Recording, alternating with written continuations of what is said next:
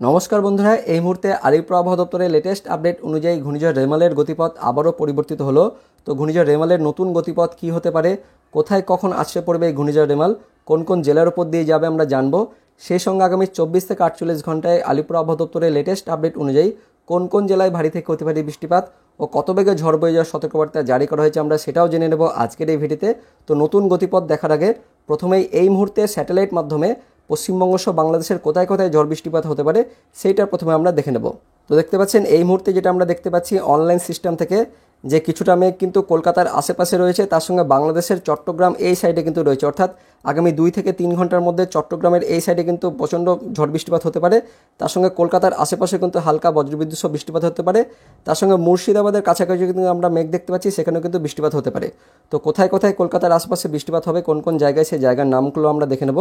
তো অনস্ক্রিনে দেখতে পাচ্ছেন বারুইপুর, কলকাতা, খড়দাহ, চন্দননগর, উলুবেড়িয়া, কোলাঘাট, তার সঙ্গে আরও রয়েছে, আপনাদের আমি জুম করে দেখাবো, আমতা, খানাকুল, ঘাটাল, জগলপাড়া, মাসাত, সিঙ্গুর, জগৎবল্লভপুর, সেই সঙ্গে রয়েছে আরামবাগের কিছুটা জায়গা এবং ওপরের দিকটা রয়েছে আপনাদের আমি দেখাবো 10 ঘাড়া। এই সমস্ত জায়গাতে আগামী 2 থেকে 3 ঘন্টায় কিন্তু বজ্রবিদ্যুৎ সহ হালকা ঝড় বৃষ্টিপাত হতে পারে। তার সঙ্গে মুর্শিদাবাদের কিছু এলাকাও আমরা দেখতে পেলাম একটু আগে, মুর্শিদাবাদের জায়গাতেও কিন্তু ঝড় বৃষ্টিপাত হতে পারে। কোন কোন জায়গায় আপনাদের দেখাবো, মুর্শিদাবাদে দেখতে পাচ্ছেন কাটোয়া, বেলডাঙ্গা, এই এলাকাগুলোতেও হালকা বজ্রবিদ্যুৎ সহ বৃষ্টিপাত হতে পারে। তো বেশি বৃষ্টিপাত যেটা আমরা দেখতে পাচ্ছি এই মোটামুটি বাংলাদেশের যেটা হচ্ছে চট্টগ্রাম এই এলাকাতে আমরা দেখতে পেলাম, এখানে কিন্তু প্রচণ্ড মেঘ করেছে, এখানে কিন্তু বৃষ্টিপাত হতে পারে, অর্থাৎ বজ্রবিদ্যুৎ সহ বৃষ্টিপাত। তার সঙ্গে কলকাতার আশেপাশে কিন্তু আগামী 2 থেকে 3 ঘন্টার মধ্যে ঝড় বৃষ্টিপাত হতে পারে। তো আপনি যদি এই সমস্ত জেলা থেকে যদি ভিডিওটা দেখেন, অবশ্যই আপনার জেলার নাম এবং সেখানকার ঝড় বৃষ্টিপাত হয়েছে কিনা অবশ্যই কমেন্টে জানিয়ে দেবেন। তো এবার আমরা ঘূর্ণিঝড় রেমালের যে গতিপথ, যেটা নতুন গতিপথ আসছে, সেই গতিপথটা এবার আমরা বিস্তারিত জেনে নেব। তো বন্ধুরা, এই মুহূর্তে লেটেস্ট আপডেট অনুযায়ী ঘূর্ণিঝড় রেমালের গতিপথ আবারও কিন্তু পরিবর্তিত হয়েছে। এর আগের আপডেটে আপনাদের জানিয়েছিলাম ঘূর্ণিঝড় রেমাল কিন্তু কলকাতার মধ্যে দিয়ে যাবে, কিন্তু এই মুহূর্তে সেই গতিপথটি কিন্তু আবারও পরিবর্তিত হয়েছে। এই মুহূর্তে যে আপডেট আসছে ঘূর্ণিঝড় রেমাল 26 তারিখ অর্থাৎ রবিবারে বিকেলের পর থেকে কিন্তু আছড়ে পড়তে শুরু করবে। কোথায় আছড়ে পড়তে শুরু করবে, দেখতে পাচ্ছেন দক্ষিণ 24 পরগনার অর্থাৎ পশ্চিমবঙ্গের দক্ষিণ 24 পরগনার হলদিবাড়ি এই এলাকাতে কিন্তু আছড়ে পড়তে শুরু করবে, দেখতে পাচ্ছেন। তার সঙ্গে রয়েছে ফ্রেজারগঞ্জ, নামখানা, কাকদ্বীপ, গঙ্গাসাগর, এই বাম দিকে রয়েছে কাউন্টায় অর্থাৎ কাথি, তার সঙ্গে দীঘা, মন্দারমণি, হলদিয়া, এই এলাকাতে কিন্তু এই ঘূর্ণিঝড় রেমাল প্রবেশ করবে। যেটা সেন্ট্রাল লাইন অর্থাৎ যেটা চোখ যেটা রয়েছে যেটাকে চোখ বলা হয় ঘূর্ণিঝড়ের, সেই চোখটা কিন্তু এই যে হলদিবাড়ি হয়ে কিন্তু প্রবেশ করবে, অর্থাৎ আমাদের পশ্চিমবঙ্গে কিন্তু এই মুহূর্তে যে আপডেট আসছে যে পশ্চিমবঙ্গের দক্ষিণ 24 পরগনার জেলাতে কিন্তু এই ঘূর্ণিঝড় রেমাল অর্থাৎ সুন্দরবন এলাকাতে কিন্তু এই ঘূর্ণিঝড় রেমাল আছড়ে পড়তে চলেছে। একদম পশ্চিমবঙ্গ আর বাংলাদেশের বর্ডার এলাকাতে অর্থাৎ সুন্দরবনে আছড়ে পড়বে, তারপর সেটা একদম বর্ডার ধরে এইভাবে কিন্তু এগোবে এবং যেটা হচ্ছে বনগাঁর এখান থেকে একদম সেটা আস্তে আস্তে বাংলাদেশের দিকে প্রবেশ করবে। আপনাদের আমি সরাসরি দেখাবো, একটু জুম করে দেখাবো। তো রবিবার বিকেলের পর থেকে কিন্তু এই ঘূর্ণিঝড় রেমালের আছড়ে পড়ার প্রক্রিয়া কিন্তু শুরু হয়ে যাচ্ছে। বিকেল 4টের পর থেকে এটা কিন্তু আছড়ে পড়তে শুরু করবে।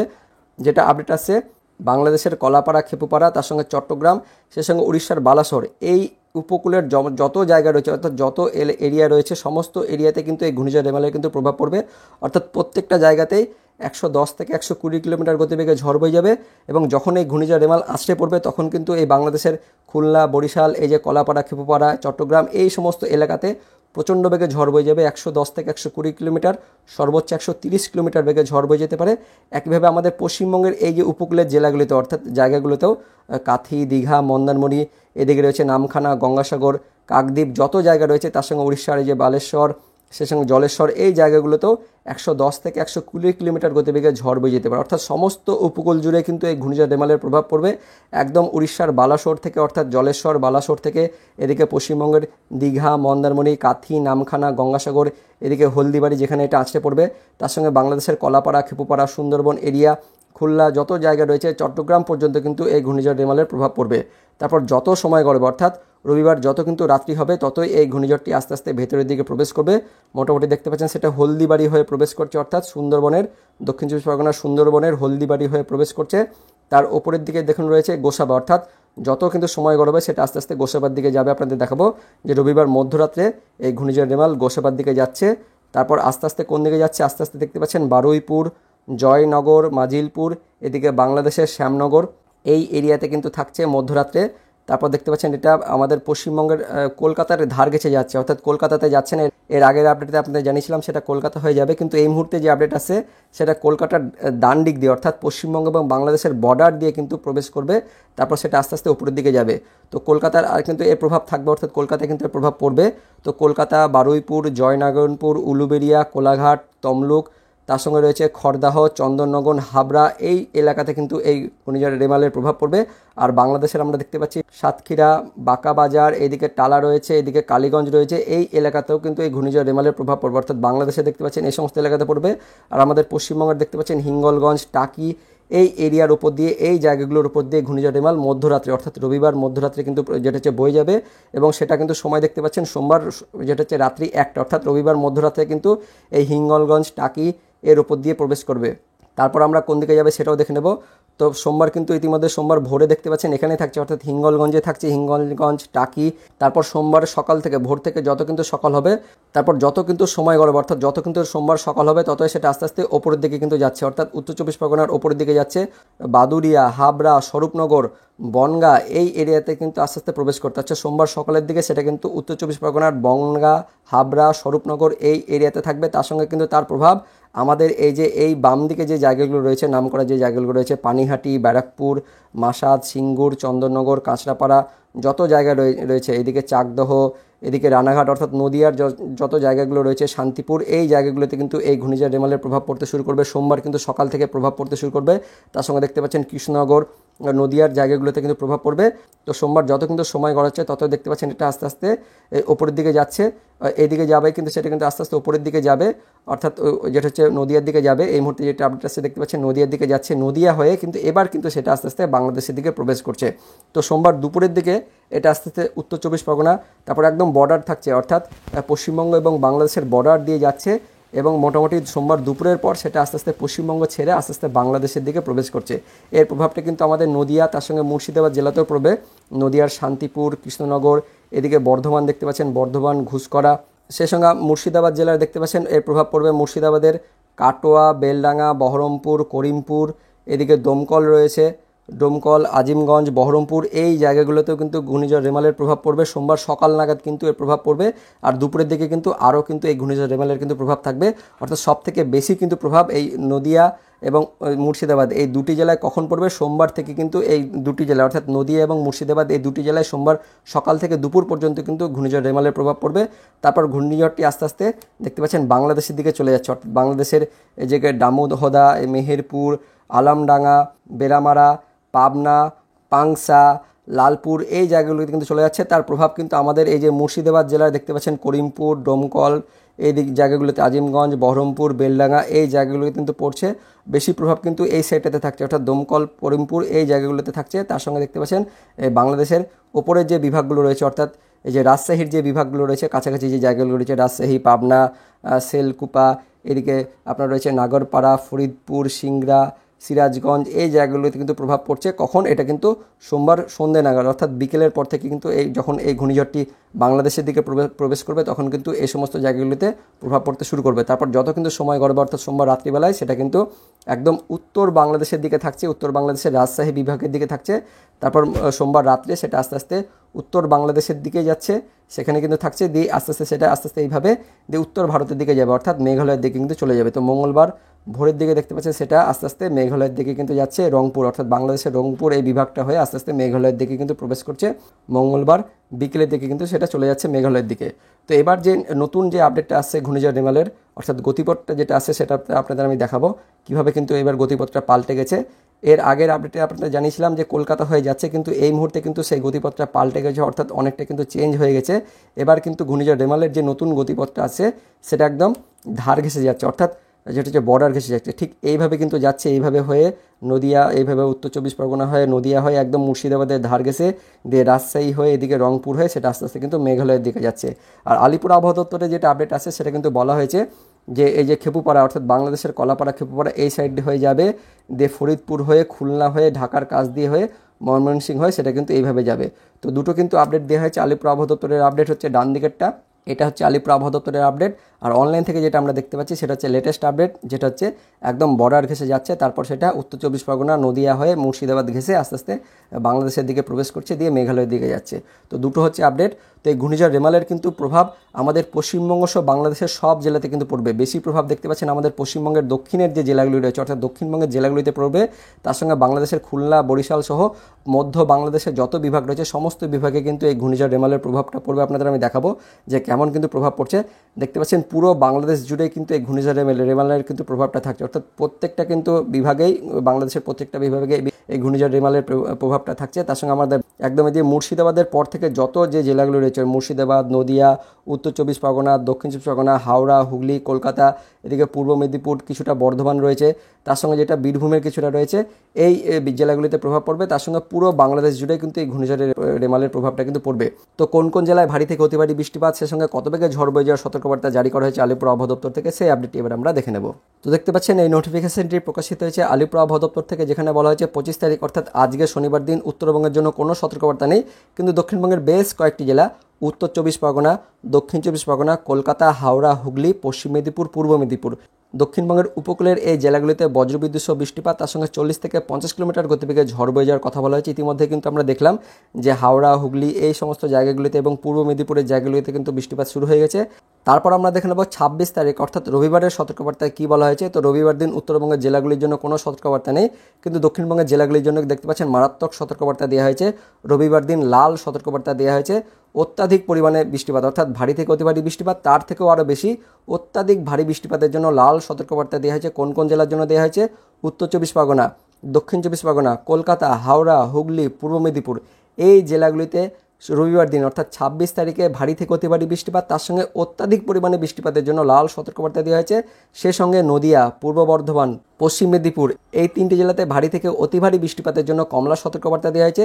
সে সঙ্গে দক্ষিণবঙ্গের বাকি কয়েকটি জেলাতেও দেখতে পাচ্ছেন ভারী বৃষ্টিপাতের জন্য হলুদ সতর্কবার্তা দেওয়া হয়েছে, অর্থাৎ মুর্শিদাবাদ, বীরভূম, পশ্চিম বর্ধমান, বাঁকুড়া, পুরুলিয়া, ঝাড়গ্রাম এই জেলাগুলিতেও ভারী বৃষ্টিপাতের জন্য হলুদ সতর্কবার্তা দেওয়া হয়েছে। তো বন্ধুরা দেখতে পাচ্ছেন যে ঘূর্ণিঝড় রেমালের প্রভাব কিন্তু 26 তারিখ থেকে পড়তে শুরু করবে, অর্থাৎ 26 তারিখ যখন এই ঘূর্ণিঝড় রেমালটি আছড়ে পড়বে দক্ষিণবঙ্গের জেলাগুলিতে, তখন থেকে কিন্তু এই ঘূর্ণিঝড়ের রেমালের কিন্তু প্রভাব পড়তে শুরু করবে। তার জন্য উপকূলের জেলাগুলিতে বিশেষ করে উত্তর চব্বিশ পরগনা, দক্ষিণ চব্বিশ পরগনা, কলকাতা, হাওড়া, হুগলি, পূর্ব মেদিনীপুর এই জেলাগুলিতে তখন কিন্তু মারাত্মক পরিমাণে বৃষ্টিপাত হবে, অর্থাৎ অত্যাধিক পরিমাণে ভারী থেকে অতি ভারী বৃষ্টিপাত হবে। তার জন্য কিন্তু লাল সতর্কবার্তা দেওয়া হয়েছে। তার সঙ্গে প্রবল বেগে ঝড়ও বয়ে যাবে। তো ঝড় কত বেগে বয়ে যাবে কোন কোন জেলার জন্য সেটা আপনাদের আমি পরে দেখাচ্ছি। প্রথমে বৃষ্টিপাতের পরিমাণটা দেখে নেব। তো দেখতে পাচ্ছেন 26 তারিখে লাল সতর্কবার্তা দেওয়া হয়েছে। তারপর দেখে নেব 27 তারিখের জন্য কী সতর্কবার্তা দেওয়া হয়েছে। তো 27 তারিখ সোমবার থেকে উত্তরবঙ্গের জেলাগুলিতে বৃষ্টিপাত হতে পারে। তো প্রথমে দক্ষিণবঙ্গের সতর্কবার্তা দেখে নেব, তারপরে উত্তরবঙ্গের সতর্কবার্তা দেখব। তো 27 তারিখে দক্ষিণবঙ্গের নিচের জেলাগুলিতে কিন্তু লাল সতর্কবার্তা দেওয়া হয়নি, কিন্তু ওপরের কয়েকটি জেলাতে অর্থাৎ মধ্যবঙ্গের কয়েকটি জেলাতে কিন্তু লাল সতর্কবার্তা দেওয়া হয়েছে।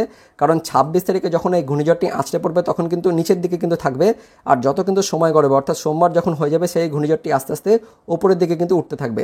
সেই সময় নিচের জেলাগুলিতে ভারী বৃষ্টিপাত হবে, কিন্তু অত্যাধিক পরিমাণে বৃষ্টিপাতটা হবে মধ্যবঙ্গের জেলাগুলিতে, বিশেষ করে মুর্শিদাবাদ, নদিয়া এই দুই জেলায় সোমবার দিন অর্থাৎ 27 তারিখে ভারী থেকে অতি ভারী বৃষ্টিপাত এবং অত্যাধিক পরিমাণে বৃষ্টিপাত হবে। তার জন্য দেখতে পাচ্ছেন লাল সতর্কবার্তা দেওয়া হয়েছে।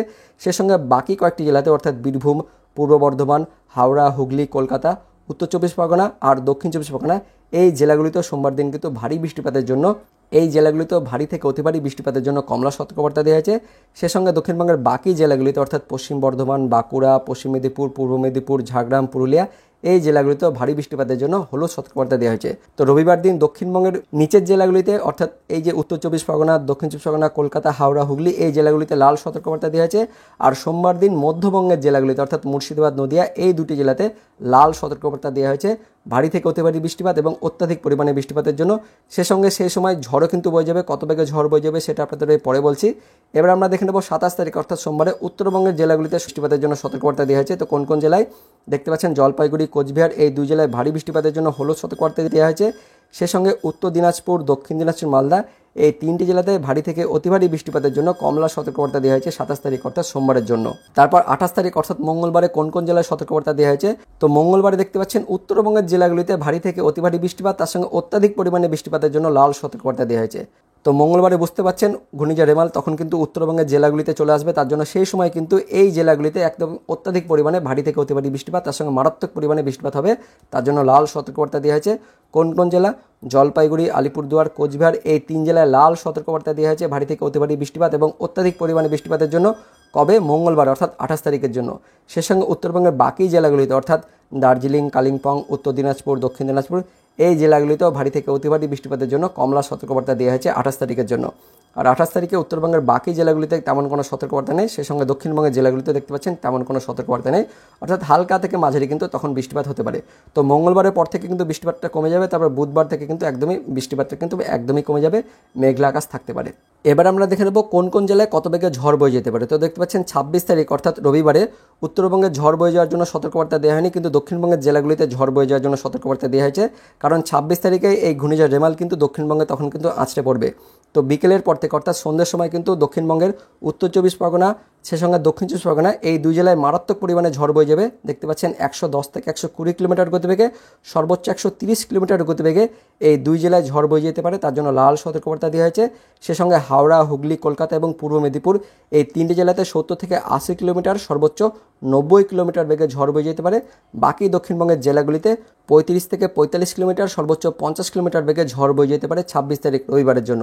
আর 27 তারিখ অর্থাৎ সোমবারে দক্ষিণবঙ্গের মধ্যে মধ্যবঙ্গের জেলাগুলিতে আবার লাল সতর্কবার্তা দেওয়া হয়েছে, কারণ 27 তারিখ সোমবারে কিন্তু ঝড়টি তখন এই মধ্যবঙ্গের দিকে থাকবে, তার জন্য মধ্যবঙ্গের মুর্শিদাবাদ, নদিয়া এই 2 জেলাতে লাল সতর্কবার্তা দেওয়া হয়েছে 60 থেকে 70 কিলোমিটার গতিবেগে ঝড় বয়ে যাওয়ার জন্য, সর্বোচ্চ 80 কিলোমিটার গতিবেগে ঝড় কিন্তু বয়ে যেতে পারে সোমবার দিন 27 তারিখে মুর্শিদাবাদ আর নদিয়া জেলাতে।